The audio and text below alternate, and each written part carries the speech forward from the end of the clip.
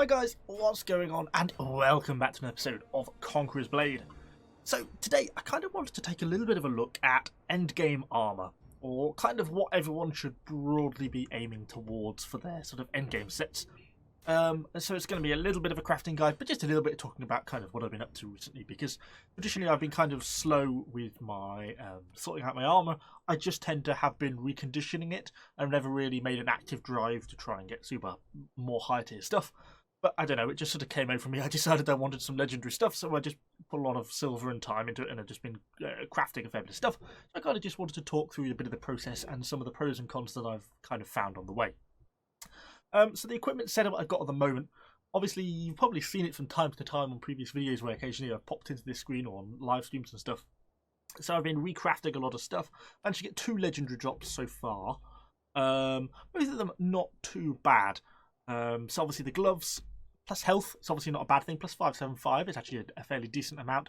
And then both over 30 on my piercing and slashing defense I was pretty pleased with. Critical defense, not so amazing, you know, I would have preferred leadership or something like that, but you know, hey, I'll take it. Overall, I was pretty pleased with that, and for a legendary drop as well, not bad. Again, with the boots, just a flat-out defensive bust across the board from health to piercing, slashing, and blunt. Yep, generally really pleased with that, and a legendary drop.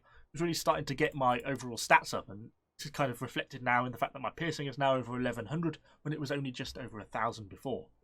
But my best drop I've had has been my body armor, because I got a plus 17 leadership drop. This is something sometimes people ask in the questions, is there any way to increase your leadership over 700? And this, at the moment, after they've nerfed Carnifex, you know, a couple of months ago, is now the only way to increase leadership. You can get leadership drops on any of your 4 pieces of armor. So the armor I'm using obviously is based on the rare schematics. We just hop over to my inventory and take a look at one. Something like this, you know, rare glove schematic.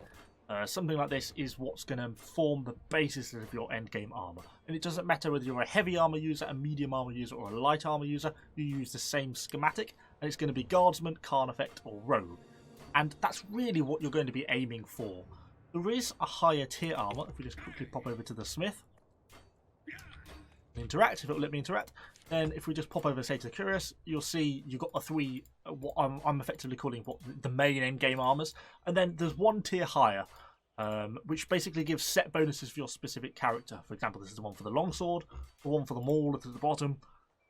It is a higher quality base, stats are higher, so your piercing, slashing, blunt defense are higher, and your health is higher.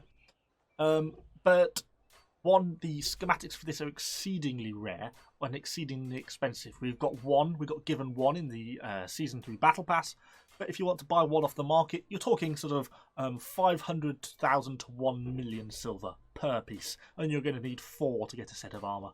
And in some cases, like for example with the Maul, I don't think the set bonuses for the 2 and 4 pieces are really all that good anyway, so maybe you could want to craft a piece like this for Territory Wars, so that you're just going to be bringing it out twice a week. But for your endgame armor that you're going to be using in every siege, and every pitch battle, every field battle, every expedition, Guardsman or Carnifex or Rogue is what you're going to be wanting to go for.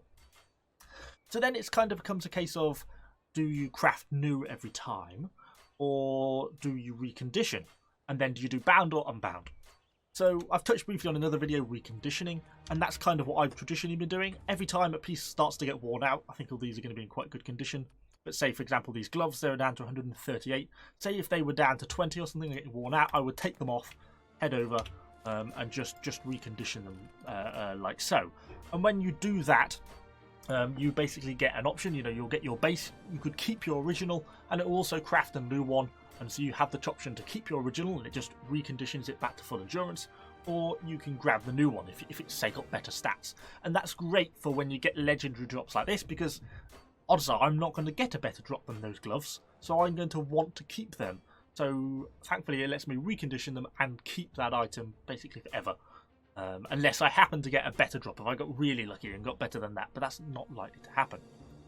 So then kind of comes the question of, what if you want to not just recondition every time something wears out, because that's what I've been doing. I've just been reconditioning every time these just get broken. But that means I'm only crafting, say, a new piece of armor, say, every 200 battles or something like that. So the odds of me getting a good drop are quite low, because I'm not really crafting very much. And that's where I then decided, okay, I want to start mass crafting to get the drops that I want. And that's how I got my legendary drops. So then you kind of look at, do you want to bound or unbound? So the difference between bound and unbound is if we head over back to the smith and have a look at the thing, go back to, say, the curious again. If I wanted to craft this, obviously you can bound and unbound, but if you do unbound, you not only need an unbound schematic, but you also need a full set of unbound materials, and obviously you're paying silver for the crafting rather than just bronze. You can see that flicks through. So you get an unbound schematic, it's either got to be a drop directly from a siege, or you've got to be buying it off the market. You cannot get it from the crates. If I have a look at the crates I've got in my storage, I've got 24 of these rare armor schematic crates, which I've got from the seasonal store, you know, the battle pass store. They are all bound. If you take your schematic from there, you're only going to be able to create a bound piece of equipment. I've got a few where I've got drops from just random drops from siege battles, and these are unbound. And if I go and buy one, you know, if I could go to the market, have a look at, you know, here are helm schematics, and then you can buy one of these, you know, 35,000 silver, and that'll be unbound, and that'll allow me to craft an unbound. So I tend to find that when I have an already good piece of equipment, say for example, maybe this helmet, it's not amazing, it's sort of mid-tier. It's epic, not rare, but it's not legendary. It's got some decent stats. That piercing defense plus 39 is quite nice. The slashing defense plus 17 is a bit poo, that's a bit down, and the health isn't great. So it's got some good things, some bad things. If I recondition that and get something worse, then I'm just not going to use it. I've just reconditioned this helmet. But I could, for example, recraft it with unbound materials. Then if I get something that's just a little bit worse or very similar to that, I could then sell that on the market. You know, say if I got this helmet, if it was unbound, might be worth almost 100,000 silver. But then when you start to get to the higher tier stuff, and say like my guardsman, our body armor, which I did craft this unbound, say if I wanted to get something better than that, say if I wanted to get the same again but legendary, I would be better off trying to get this crafted unbound, because if I got another drop like this that I'm not going to use because I've already got a decent one, then its value might be 500,000 silver, 1 million silver for that plus 17 leadership, because it's such a rare attribute. So if I've got high tier stuff and I'm trying to just inch that little bit better, I think generally it's worth trying to put the effort in to try and get unbound, because you're probably not going to be using the drop you get unless it's absolutely amazing, and then so it's going to have a decent value. Hopefully that makes sense. You know, if I had a really crap piece of armor, you know, say this was blue and, you know, had one less stat, didn't have the piercing defense stat because it was blue, then if I craft any other piece of armor, more than likely it's going to be better than my base value, so I'm going to use it. So I might as well do that in bound materials, because I'm not going to have, if I get anything amazing, I'm just going to use it myself. Whereas some of these, where because they're already good equipment, if I craft a new piece, then, you know, it's going to be more than likely worse than what I've got, so it could be worth selling. Hopefully that makes sense. So if you want to do it unbound, obviously you've got to get silver. The easiest way to get padded silver is just to head over to the stable and buy the saddles.